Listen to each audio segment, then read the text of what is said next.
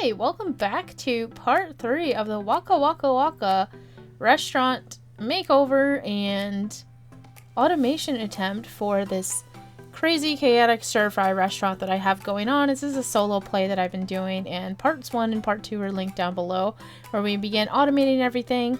Last time we automated dishes and we started to automate soup. And here, as you can see, I was just like testing some stuff to see if we could get full soup automation as well as bamboo automation. And what I'm doing in this bottom right hand room here is trying to see what I need for the bamboo automation to work properly.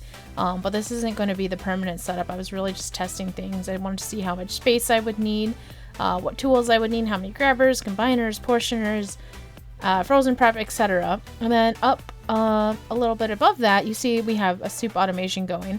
And last time, if you remember, we had it so that the meat soup was mostly automated, but I needed to put in the pots and the onions into the pots at the beginning of every day. But with this new configuration, I don't need to do that anymore, and it'll just automate by itself completely at the beginning of the day and just cycle those 3 pots in. So that's really nice. And then I'm just working around to see what else do I need here, because I have a little bit of empty space in the middle of the room. We have our soy sauce fully automated now, which is nice. Well, not fully automated, but fully available with the various teleporters that I have set up.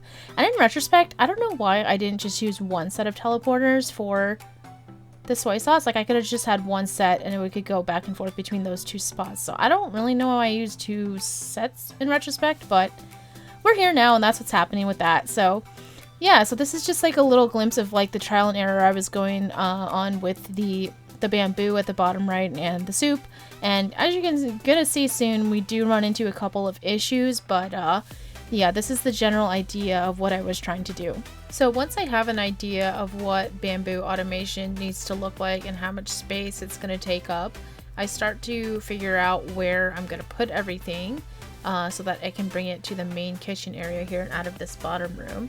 So I just start moving all the pieces together sort of in backwards order of like where they're going to be used. So lastly, you know, they come into the frozen prep station, off of a grabber, from a portioner, from the hob, from another grabber, from the sink that has to have a combiner on it so it fills with water, and then, you know, the bamboo itself is grabbed from a grabber as well. So that's what I'm doing here. I'm just trying to figure out where it's going to go in the kitchen itself, what stuff I have to move out of the way. I start to move around these blueprint desks and other miscellaneous supplies that I have lying around.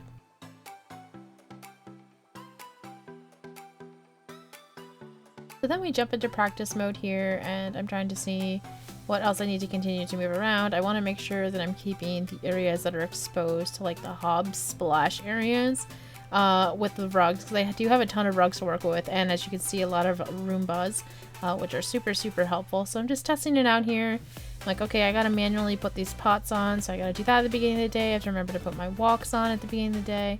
And I'm just making sure that it's continuing to refill each one by taking out all these portions to see what it'll look like.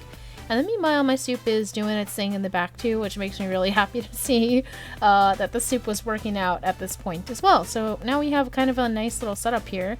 It is a little bit clunky, I feel like, just like walking in and out of this little maze I have to get to the stir-fry toppings, but overall it's a lot more efficient than it used to be. So I'm pretty happy with how this turned out. Okay, so at the end of that day, we're able to get another grabber in place so that the bamboo and the soup are both totally automated now.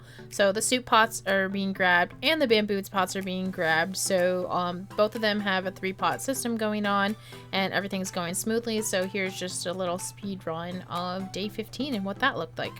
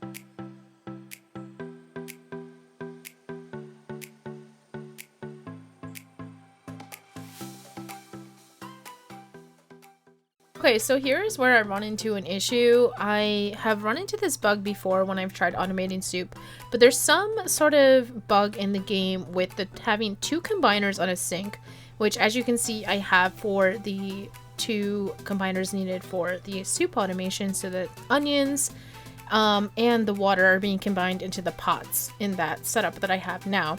And what happens is the pots end up duplicating themselves. And here I mistakenly started the day when I really just wanted to do a practice round, and as you can see we're already at 4 pots, now we're at 5 pots, and so they're duplicating themselves and there's really nothing I can do here physically to stop it. Like I can't pull any pots off of that assembly line because they're not accessible. And so what happens is, like, the first pot, you know, it's serving out the soup, totally fine, but then it has nowhere to go because all the spots within that little closed system are taken up, and so the pots can't move anywhere. And so I end up doing, you know, a big no-no. Usually when you play this game, I feel like if you're a purist, you don't like to quit in the middle of the day to, you know, restart. But for me, I'm like, this isn't, you know, something I overlooked, which I do a lot. This is like a game issue, so I end up restarting the day and trying to figure out what's going on with these pots, because I can't do anything with 5 pots on a 4-tier system here. So very unfortunate bug, so I was hoping to try to figure this out. What I end up doing is restarting the game a few times, going into practice mode, seeing if it happens in practice mode, does that indicate that it's going to happen during the regular day, etc. And I just keep finding that that's not necessarily the case.